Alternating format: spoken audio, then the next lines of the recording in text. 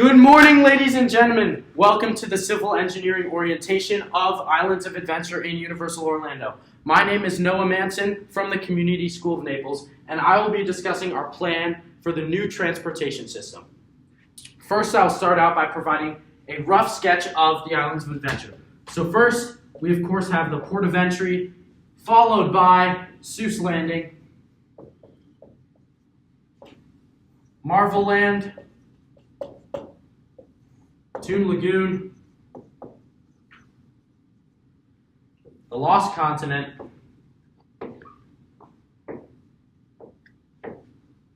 everyone's favorite, Harry Potter Land, Jurassic Park,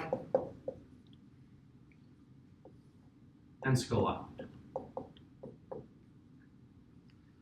We then determined train stations based on each region of the park, which, because we're looking at this as a graph, we're going to call nodes. So we have node A, node B, C, D, E, F, and finally G.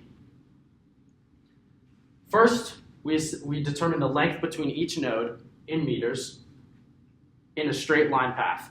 Then we determine how long it would take the average person to walk in a straight line from node to node, which obviously is impossible. So we determine the walking time by factoring in the fact that it's an indirect path, for example, across the lake, using the average person's average walking speed, which is 1.4 meters per second. Then we calculated how long it would take to ride from each node to each node based on the average speed of an amusement park train, which is 11 meters per second. Then it should be patently obvious that the time saved per person would be the walking time minus the riding time to determine the saved time.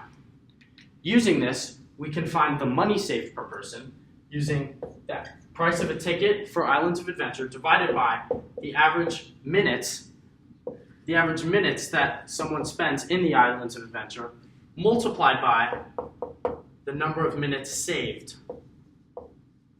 by using our new train system. This provides us with the money saved by using our new train system. Next, we calculated the conversion rate, which would be the amount of people that would want to go, that would travel along any connection at any given time or moment in the day. So first, to calculate how many people would want to go from node D to node G, we have to start with the probability that someone would want to go from node D to node G, starting with the number of people at node G, divided by the number of people in the park, minus the number of people at node G, to give us the probability that someone would want to go from node D to node G, and obviously multiply that by the number of people at node D.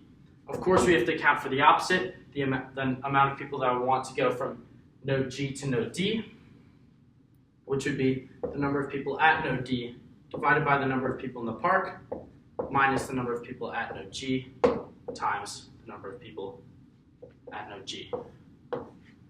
And we have to multiply all this by the average number of islands in the Islands of Adventure that someone would travel to, which is 6. Then, to calculate the amount of money that a person saves per day, we're going to do 6 times the conversion rate, the amount of people that would use the track, times the number of dollars saved. This is the amount of money that one person saves in a day using our track system, and we can obviously multiply this by 365 to find the saved money in a year.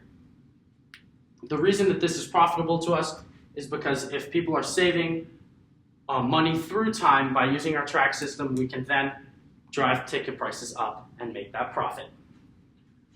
We then calculated the cost to build one of our connections. So first, our cost per meter of track is $30,000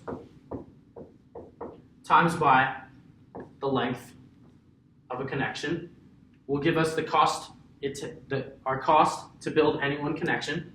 Additionally, the cost of maintenance in a year, $10,000 per meter of track, multiplied by the length of the connection. This gives us the cost of building and the cost of maintenance. Then, to determine our yearly return, we're going to do the total money saved subtracted by the cost of maintenance, which will give us our yearly return. We then had our new analyst, Rob Snow, calculate our IRR using interpolation and Newton methods. Our IRR is going to give us our percent profit on our investment on each node and connection. Thus, by using our minimum IRR percentage, 7%, to deem as beneficial and profitable for the Islands of Adventure, we determine which nodes we're going to build. Every node from Harry Potter Land, except to node A, is going to be profitable.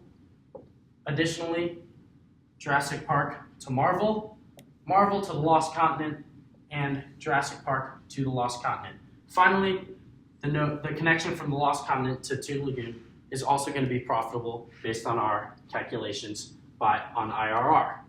You may notice that there's no connections to node A. This is because of the extremely low foot traffic on Skull Island. Yes, we know it sucks, and we're planning to get rid of it soon.